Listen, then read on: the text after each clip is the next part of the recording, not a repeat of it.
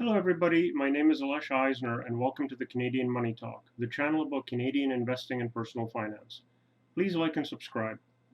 Registered plans are containers where your investments reside and have some sort of a tax benefit, whether the profits from investing are tax deferred or tax free. In this video, I want to cover what options Canadians have, what accounts to use and when, and the pluses and the minuses of each. You can make changes to your investments within the container, and as long as the money stays there and doesn't get pulled out, there are no tax implications. I've put together a diagram for registered account usage over time as it relates to your income. You'll note the amount of income is on the vertical axis and time on the horizontal. It assumes you start out earning relatively a low amount straight out of school and earn more as your career progresses. Eventually, you'll reach your peak earning years and your pay will plateau. When you are ready to retire, I had you still work part-time, but your income will decrease until you fully retire, and then you will have whatever basic income your portfolio, CPP, and old age security can provide. I've ignored inflation. Let's look at a tax-free savings account, or TFSA, first. The name should be tax-free investment account, actually. That's a horrible misnomer on the part of the government when they first introduced it. The current limit is $6,000 for 2020, and if you haven't invested in your TFSA at all, the accumulated limit is $69,500. You would want to use your TFSA if you're starting your career because you're still in a low tax bracket. It's not efficient to use up RRSP room when you're in a low tax bracket since you're not getting as big a tax write-off as when you're in higher tax brackets. The low tax bracket makes it cheap to get after-tax money to put into your TFSA as well. The TFSA is bought with after-tax dollars and there is no tax write-off for the purchase. It increases in value of the investment or dividends within the account and that grows tax-free. Anything withdrawn is tax-free also, and the TFSA limit recycles the following year, January 1st, by the amount of the withdrawal. So if you are able to grow your limit using investments increasing in value, and then when you pull them out, the limit that you have also increases. Next, let's talk about the RRSP, the Registered Retirement Savings Plan. The RRSPs are used to encourage us to save for our own retirement by giving us a tax benefit now. That is a tax write-off off of your salary. The limit for 2020 is $27,230 or 18% of the taxpayer's pre-tax earned income for the year, whichever is less. Any unused RRSP room accumulates for future years. There is also a spousal RRSP option where the contributor's RRSP room is used to invest in their spouse's RRSPs, giving a tax benefit to the contributor. By contributing to a spousal RRSP, the higher earning spouse receives a tax deduction that could lower their personal tax bill for the year. On the other hand, the lower earning spouse should get taxed at a lower marginal tax rate when the money is withdrawn from the spousal RRSP. If the spouse withdraws the money within 3 years of contribution, the income is attributed back to the contributor. After 3 years, it's attributed back to the spouse. There's 3 ways to look at an RRSP.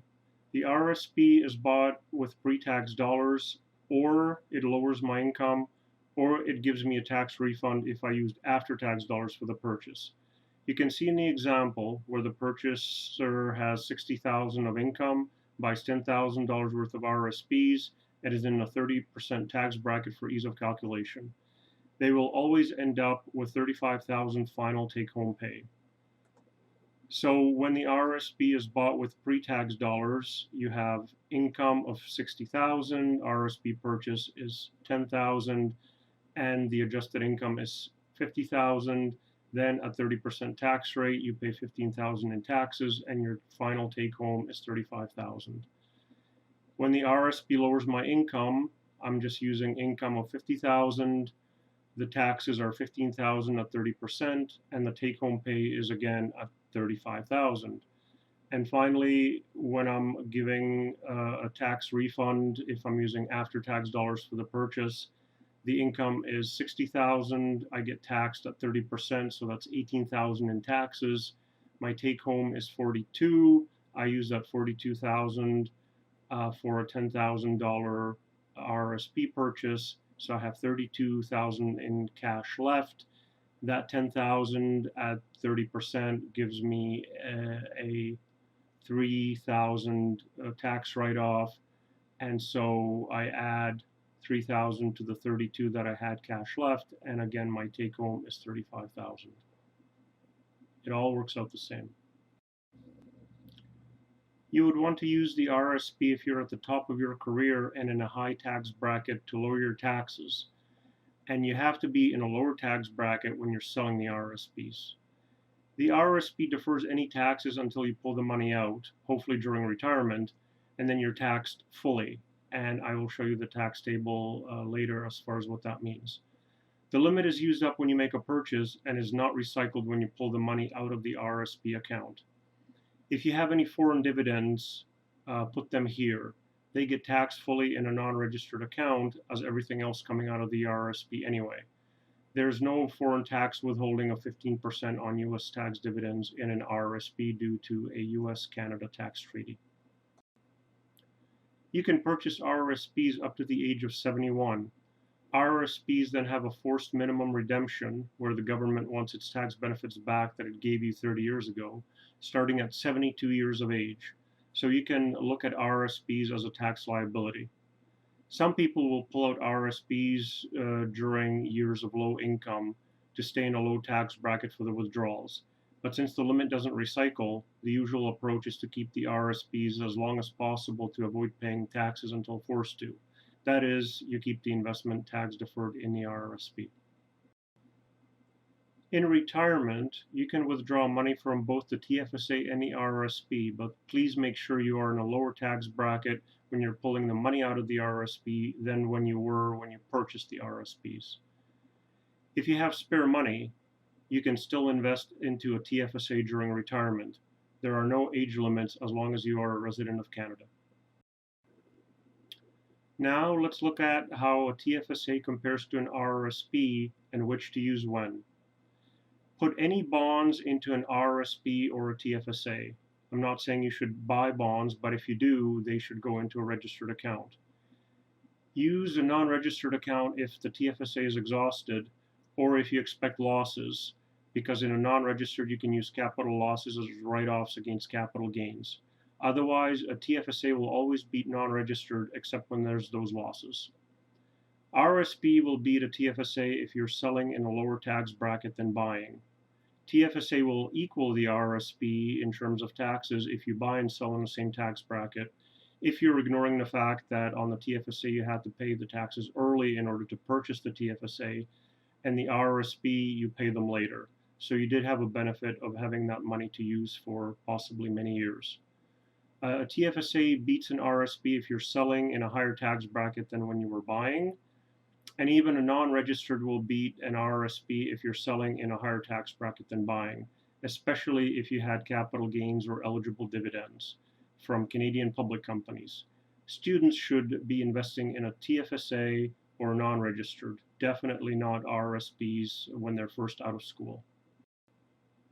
Now we come to the RESP, the Registered Education Savings Plan.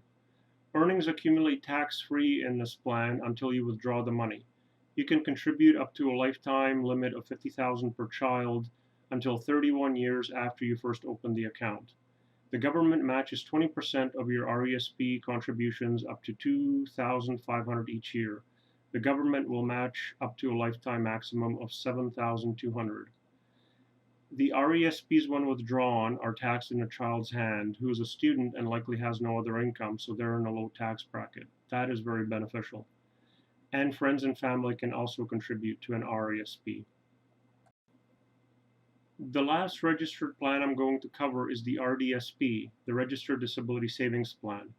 It's like a savings plan that is intended to help parents and others save for the long-term financial security of a person who's eligible for the disability tax credit, the DTC.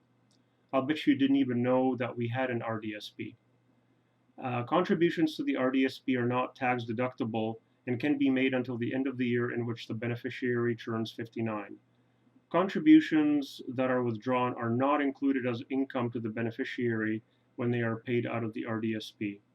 However, the Canada Disability Savings Grant, the Canada Disability Savings Bond, investment income earned in the plan, and the proceeds from rollovers are included in the beneficiary's income for the tax purposes when they are paid out of the RDSP. And now we come to the non-registered or cash accounts. You would use these if you're expecting capital losses or if you're getting dividends from eligible Canadian public companies. I will show you a separate tax table later, and you can see my video on how to keep as much of your investing profits as possible. If you've exhausted the registered accounts, would be the other time you would want to use non-registered accounts. If you buy a Canadian eligible stock and you hold it for years while it pays a Canadian dividend, a non-registered account might rival an RRSP for tax benefits. This is because while you don't get the RRSP tax write-off up front, which is powerful because of its time value, in the non-registered account you collect virtually tax-free dividends. Since you don't sell the stock, it is tax deferred just like the RRSP, and when you sell it, you pay capital gains, tax favorably, only on the price appreciation, while the RRSP hits you hard as if it were salary for the entire amount. If you have foreign dividends in a non-registered account, you will be able to get back the 15% withholding by filling out a form at tax time, but the US dividends are taxed as salary, so preferably don't have foreign dividends in a non-registered account.